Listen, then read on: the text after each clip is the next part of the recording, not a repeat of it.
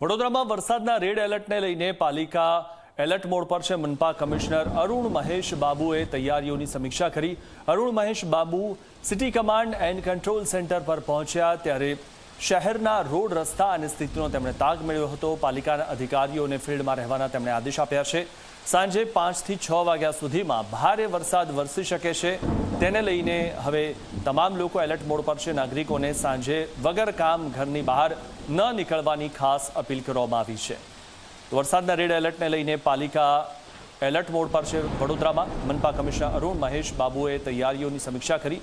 Arun Mahesh Babu command and control centre પહોંચ્યા હતા અને નાગરિકોને સાંજે વગર કામે ઘરની બહાર ન નીકળવાની ખાસ સૂચના આપવામાં આવી છે। વડોદરામાં આજે ભારેથી અતિભારે વરસાદનું રેડ એલર્ટ આપવામાં આવ્યું છે અને તેના પગલે જ વહેલી સવારે ધોધમાર વરસાદ વરસ્યો। 2 કલાકમાં 2 ઇંચથી પણ વધારે વરસાદ વરસવાના કારણે શહેરના અનેક રાજમાર્ગો પર પાણી ભરાયા હતા, પરંતુ મ્યુનિસિપલ કમિશનર સહિત તમામ અધિકારીઓ સવારથી જ ફિલ્ડમાં હતા અને પાણી જે છે તે અત્યારે ઓસર્યા છે। હું તમને પહેલાં બતાવીશ કે તેઓ સિટી કમાન્ડ કંટ્રોલ સેન્ટરની મુલાકાતે આવ્યા છે અને અહીંયા જે સ્ક્રીન છે તે સ્ક્રીનમાં જોઈ શકાય છે કે સાંજે 4 વાગ્યાની આસપાસ વડોદરા શહેરની અંદર ભારેથી અતિભારે વરસાદનું જે આખું એક સિમ્બોલ છે તે ત્યાં દેખાઈ રહ્યું છે। સાથે જ અહીંથી સ્ક્રીનથી જે વિશ્વામિત્રી નદી હોય, આજવા સરોવર હોય, તેનું પણ મોનિટરિંગ કરવામાં આવી રહ્યું છે। કયા કયા રોડ પર અત્યારે પાણી ભરાયા છે કે કેમ તેનું પણ મોનિટરિંગ કરવામાં આવી રહ્યું છે। આપણે મ્યુનિસિપલ કમિશનર અરુણ મહેશ બાબુ સાહેબ સાથે વાત કરીશું। સર, શું કહેશો, શું અધિકારીઓને આદેશ આપવામાં આવ્યા છે? રજાઓ બધી રદ કરી દેવામાં આવી છે? બધા અધિકારીઓ રજા રદ જ છે। ગઈકાલે રાત 12 વાગ્યાથી જ અમે એકવાર સતત રહેવાની સૂચના આપી હતી। આજે સવારે 5 થી 7 વાગ્યાની વચ્ચે 1.7 ઇંચસ વડોદરા શહેરમાં થઈ અને ગ્રામ્ય વિસ્તારમાં લગભગ 4 ઇંચ વરસાદ થઈ છે। એક સારું સમાચાર છે કે ઉપરવાસમાં જે વરસાદ નર્મદા પંચમહાલમાં થઈ છે એનાથી વડોદરા શહેરના આપણે પીવાનું પાણીનું સ્ત્રોત આપણે આજવા પ્રતાપપુર આપણે પાણી મળી જાય છે। અત્યારે આજવામાં પણ ચિંતાજનક સ્થિતિ નથી, 208 છે, એટલે 214 સુધી હજી વાર છે, એટલે ગેલ્સ ખોલવાની પ્રશ્ન ઉપસ્થિત રહેતું નથી। અને આપણે કાલાઘોડા બ્રિજ છે આપણા માટે જે મેજરમેન્ટ લેવલ કહેવાય, કાલાઘોડા પણ 7.7ની લેવલ છે, આપણે 28 સુધી આપણા માટે સેફ લેવલ છે। એટલે વડોદરાની નાગરિકોને એક જ વિનંતી છે કે પેનિક થવાનું કંઈ જરૂરત નથી। અમારી ટીમ સવારે સતત ફિલ્ડમાં છે, અમારે ફાયર ડેશ કેમ્પ્સથી અમે મોનિટરિંગ કરી રહ્યા છે। તમામ અધિકારીગણ અત્યારે સવારે એક જ કામમાં લાગ્યા છે, catchpit cleaning, drainage cleaning, storm water નિકાલ, એપીએસ પમ્પિંગ, બધા જ અમે મોનિટરિંગ કરી રહ્યા છે।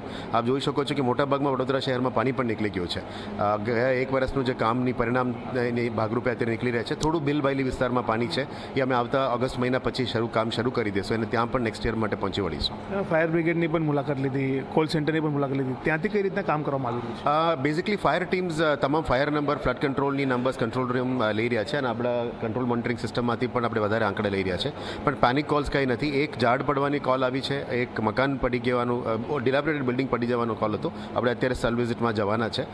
મેજર 2-3 કોલ્સ અમે મોનિટર કરીએ છીએ અને તમામ રૂટમાં આપણે ફાયર ડેશ કેમ્પ્સને દોડાવીએ છીએ, જેથી કરીને લાઈવ ઇનપુટ પણ આપણે વિડીયો કેમમાં મારા મોબાઈલમાં આવી જાય છે, એટલે કોઈ પણ પેનિક હોય તો તરત ડીઈને જાણ કરીને પાણી નિકાલનું કામગીરી કરી રહ્યા છે। સાંજ પછી કેવી સ્થિતિ થવાની છે, લોકોને શું અપીલ છે?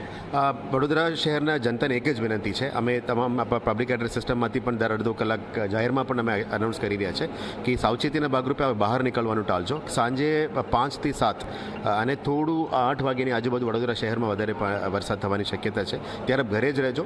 વડોદરા મહાનગરપાલિકાના ટીમ, પોલીસના ટીમ, ફાયરના ટીમ તમામ સાથે મળીને આપણા માટે કટિબદ્ધ રીતે કામગીરી કરીશું। જે રીતના મ્યુનિસિપલ કમિશનરે લોકોને અપીલ કરી છે કે સાંજે 5 થી 8ની દરમિયાન લોકોને કામ ના હોય તો પોતાના ઘરે જ રહેજો, કારણ કે સાંજના ટાઈમે ભારેથી અતિભારે વરસાદનું જે એલર્ટ છે તે હવામાન વિભાગે આપ્યું છે।